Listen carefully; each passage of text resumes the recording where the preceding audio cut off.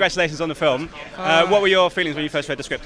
Well, I was amazed they were asking me to be part of the Rhode Island gang for a start, but there was something about the script that really touched me, was the fact it wasn't just a sensationalist story, because the story is, his life story is kind of sensational.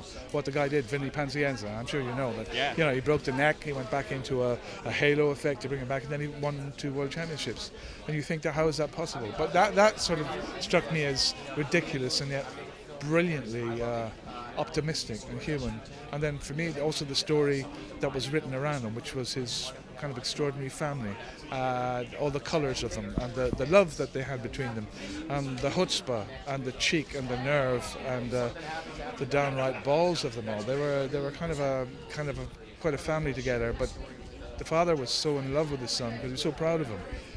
Really, really proud of him. And sometimes you think maybe he was living vicariously through the son. But in the end, the son loved him as much just for who he was, ridiculous and all. Yeah. Obviously, this is based on a true story, and there's a lot of sort of videos and stuff that Miles and Aaron sort of looked at. Was there stuff for you as well with the father and the family that you could go back on and draw from? Yeah, there was a little bit I could look at from the father, and it was kind of extraordinary because he was a big performer in life. It was almost theatrical, how he lived, how he spoke to people. And when we shot in one of the places in Providence, it was like an old Italian Catholic club. And we went down to do one scene there, and all the guys underneath, there was about 30 of them, were all mates of Angelo. So they were all in their late 70s, 80s. And they had all the bling and the cigars, and they were all, and I was going like, God, this is kind of weird. It's like, because when we look at it, we think, oh, that's kind of movie stuff. But it's not. It's like who they are and what they bring to their culture. So that was really thrilling. So that's what I observed. I know the guys, Miles and Aaron, had to do a huge amount of preparation in the boxing. I mean, I haven't seen the film, I'm just about to go and see it. But I saw what they did when I was there, just routines and how to work it out and where to go. And Kevin and Aaron playing Kevin Rooney, the trainer, all the stuff he had to have in his head about the rituals, the turns, kind of phenomenal, the research the Americans do. I was thrilled to watch. Yeah. Let me ask you about Miles' performance, because it feels like he's thrown everything at this. He's transformed himself, he's really got into it, physically and mentally. What was it like to work with him and see him kind of portraying that character? It was remarkable for me, because when I went over there, I was introduced to him and he said, "Hi, I'm Miles, you're my father." And we're like, "Hi." And because we come from different parts, different cultures, different ideas.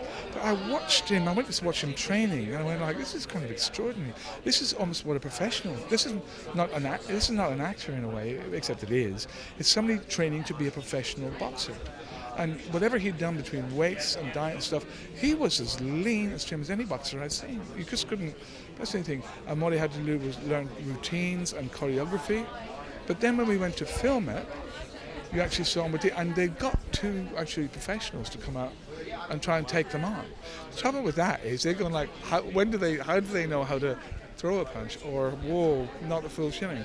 But what you saw was he was pitching himself against these people, and it was remarkable. It was actually, and what was remarkable was because the professional boxers, their stamina is 3-minute, 12-minute rounds. He was going on, and his stamina had got greater than theirs. Let me ask you, you've worked with lots of great directors in your time. How does Ben kind of measure up to those? It was a great joy to work with Ben Younger. I mean, I'd seen it a long time ago, Boiler Room, but we'd never met. And it was out of the blue, because I think he was out looking for somebody else, and somebody suggested me. And then I met him on Skype, and I saw this probably interesting, really very warm human being. And he said, but what he said to me was, he said, you lost... I know he was rather bigger. Have you lost weight? And I said, yeah, I was getting to an age, and I'm not a gym bunny, but I have to just take care of it a bit. He said, oh, because Angelo was a big man, and I was hoping that, and so the next thing I'm to pasta, drink red wine, just to bulk out again. So, well, not it's not like muscle. It's not like the training they were doing, but it was quite fun actually.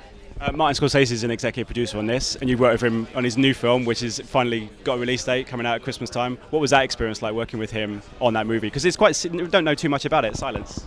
Yeah, it's fantastic. I mean, just to actually have I have a very small role at the beginning of the film, but to be asked to do something like that is kind of quite remarkable for me, because I usually spend more time in the theatre these days. And it's such a, I mean, we know he's iconic in the extraordinary range of films he's made, but to work with him, he was so generous. I mean, his generosity and his encouragement, with a softness and a delicateness, with obviously an incisive intelligence. and a quiet strength of what he wants. But it was the generosity of him working with actors who might be going like, I'm not sure where I should be. Just very, very kind, very, very cool. Ladies and gentlemen, you're watching Hey You Guys!